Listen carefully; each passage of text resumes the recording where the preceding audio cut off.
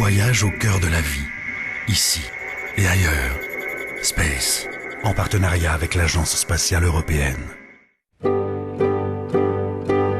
Une machine complexe et précise où des milliers de fils de soie s'entrelacent et s'ordonnent, guidés par la main de l'homme et par l'ancêtre des cartes perforées.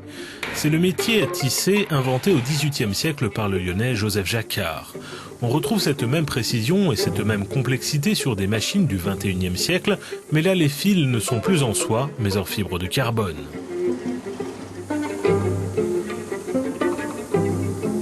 Le vieux métier à tisser finit par assembler tous ces fils en des tissus au motif parfait. Quant aux kilomètres de fils de carbone de l'étrange machine à tisser moderne, ils vont se transformer en un énorme cocon noir. C'est la partie principale d'un étage de fusée, d'une fusée très spéciale, puisqu'il s'agit de la petite dernière de l'industrie spatiale européenne, conçue pour le lancement de charges légères. Son nom est Vega. Ces dernières années, l'Europe avait besoin de lancer des charges de la classe de Vega et c'était fait avec d'autres lanceurs, généralement des lanceurs issus du vieil arsenal balistique soviétique. Mais maintenant, le lanceur Vega, c'est un moyen autonome pour l'Europe d'envoyer des charges moyennes dans l'espace. Vega fait partie de l'univers d'Antonio Fabrizi. Avant de rejoindre l'Agence spatiale européenne, il a été de tous les combats pour pouvoir concrétiser ce projet devenu réalité grâce à la coopération des Européens. Au départ, le projet était purement italien.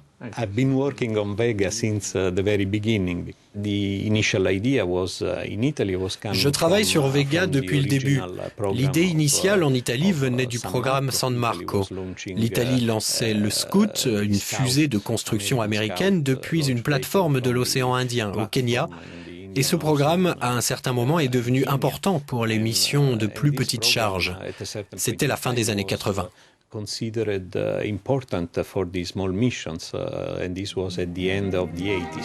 L'Université de Rome et le Centre de recherche spatiale italien s'associent dans les années 60 pour lancer le programme San Marco avec le lancement en 1964 de San Marco 1 d'un poids de 115 kg.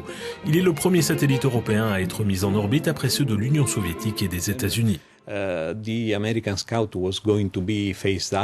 lanceur Scout allait être supprimé, la production allait être arrêtée par les Américains.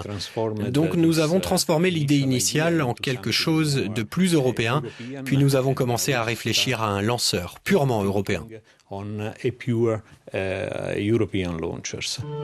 Une réplique à petite échelle de la nouvelle fusée accueille le visiteur à l'entrée de l'ESRIN, le centre d'observation de la Terre de l'Agence spatiale européenne à Frascati, près de Rome. C'est ici que travaille l'équipe du programme Vega. Une des priorités du programme est d'uniformiser au maximum la fabrication des différents éléments et systèmes. Vega est un lanceur de 4 étages. Les 3 premiers sont basés sur des boosters. Nous avons la même technologie pour ces 3 étages, du propergol solide et un corps en matériaux composites. Un corps plus léger, donc, qui est une structure composite de fibres de carbone. C'est l'application d'une technologie similaire pour les tuyères et pour l'activation des boosters.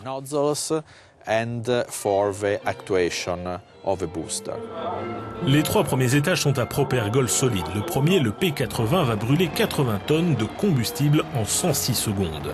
Le deuxième, baptisé Zefiro 23 et que l'on voit ici lors d'essais en Sardaigne, va consommer ses 23 tonnes de poudre en 71 secondes. Quant au troisième, le Zefiro 9, pour ses 9 tonnes, il va fonctionner pendant 110 secondes. Solid rocket motors are very easy to manufacture.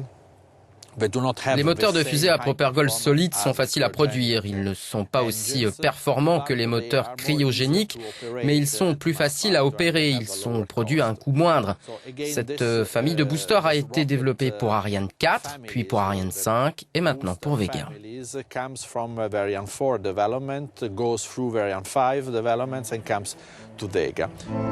Nous sommes à une 60aine de kilomètres au sud de Rome, dans la ville de Colleferro. C'est là que se trouvent les installations du principal maître d'œuvre industriel du projet. Un ensemble des bâtiments est consacré à Ariane 5, plus précisément aux normes EAP, les étages accélérateurs à poudre, plus connus sous le nom de booster. Ces longs tubes de 31 mètres et d'un diamètre de 3 mètres sont ici traités pour assurer une isolation thermique capable de résister à l'énorme chaleur dégagée par la combustion du propergol solide. Avio a une expérience de plusieurs décennies en ce qui concerne la propulsion au propergol solide. Le programme Ariane 5 en est l'exemple. Cela fait 14 ans que le programme existe et notre rythme de production est de 6 ou 7 lancements par an.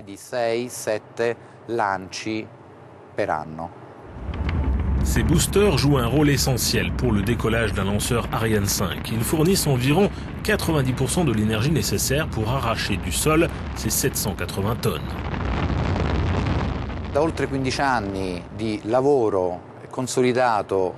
Avec ces 14 années de travail sur le programme Ariane 5, nous avons acquis de bonnes connaissances en termes de matériaux composites et de leur utilisation dans des produits de très grande dimension.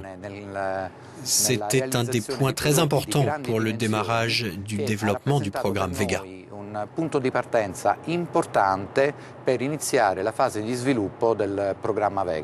Vega donc. Dans des halls immenses, on voit déjà les 3 étages en phase avancée de construction d'une nouvelle fusée qui, avec 3 autres exemplaires, compléteront les vols dits de qualification. Pour une question de souplesse dans la gestion de l'espace, tout déplacement de matériel lourd, comme un étage de lanceur, se fait par engin porteur qui glisse sur un coussin d'air.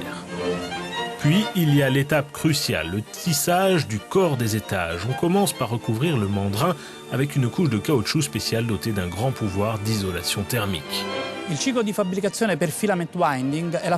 tissage par filament est la phase la plus importante de la production des 3 étages du lanceur Vega.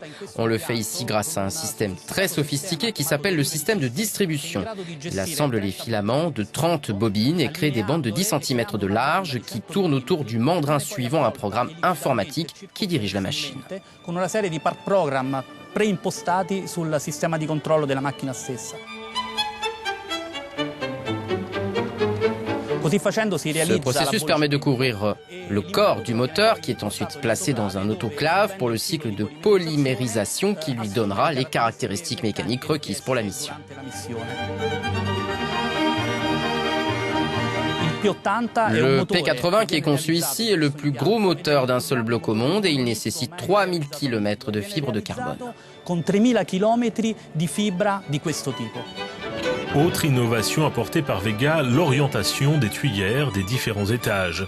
Tout au long du vol, la trajectoire de tous les étages doit pouvoir être modifiée sur commande par l'ordinateur de bord. Pour corriger, on fait varier l'angle des tuyères. Jusqu'à présent, ces commandes étaient hydrauliques. Elles sont devenues aujourd'hui plus précises. À tous les étages de Vega, on a désormais des commandes électriques au lieu de commandes hydrauliques. C'est une technologie nouvelle pour les Européens qui apporte des perspectives intéressantes pour la conception de futurs lanceurs. Cap à l'ouest, vers le soleil couchant. Direction le port spatial de l'Europe en Guyane française.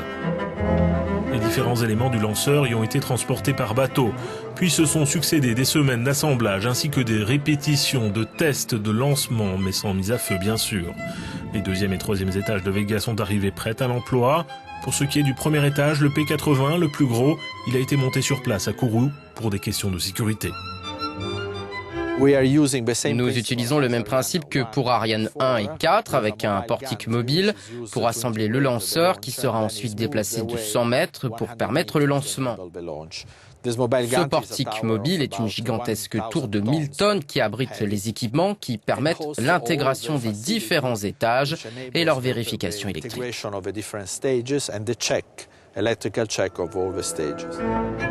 Le 4e et dernier étage est différent. Il est propulsé par un moteur à combustible liquide. C'est là que se trouve la charge utile, mais aussi l'ordinateur de bord, le système de navigation par inertie, ainsi que le système dit de sauvegarde qui commande la destruction du lanceur en cas d'anomalie de vol. C'est en quelque sorte le cerveau de Vega. Le dernier étage, que l'on appelle AVOM, est équipé d'un moteur à combustible liquide. Pourquoi? Les 3 premiers étages ont du propergol solide, des boosters, mais il faut un moteur très précis pour effectuer les dernières manœuvres avant de mettre en orbite les satellites. Ce moteur permet des allumages successifs pour mettre les satellites sur différentes orbites. Pour ce vol inaugural et de qualification, la charge utile du lanceur comporte 7 petits satellites dits de classe CubeSat, construits par différentes universités européennes pour familiariser les étudiants aux contraintes de l'espace. 2 autres missions de l'agence spatiale italienne complètent la liste des passagers, un microsatellite test, l'Almasat 1 et le LARES qui est avant tout une sphère étrange. Cette sphère très dense et très lourde a des réflecteurs laser. L'idée est de mesurer avec précision l'orbite de la sphère en envoyant des messages laser vers la Terre. La vitesse et le temps que met le laser pour arriver sur Terre permet de calculer très exactement l'orbite.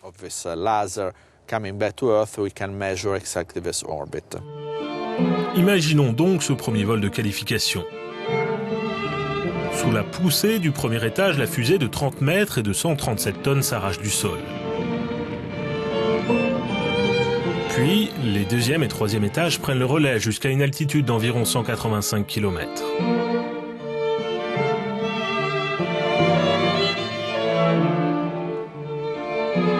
C'est alors au tour de la VOM d'emmener ses 9 passagers jusqu'à l'altitude de mise en orbite. L'ensemble se trouve alors aux environs de 1450 km d'altitude et la VOM a effectué 3 poussées par allumage successif de son moteur.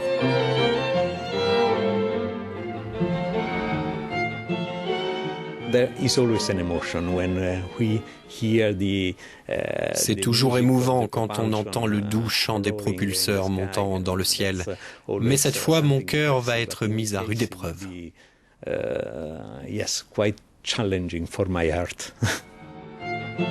Après les 5 vols de qualification, Vega a déjà plusieurs satellites sur son carnet de commandes à emmener. Avec Vega qui se joint à Ariane 5 et à Soyouz, l'offre commerciale des lanceurs européens est maintenant au grand complet pour emmener au départ de Kourou tout type de satellite sur toutes les orbites.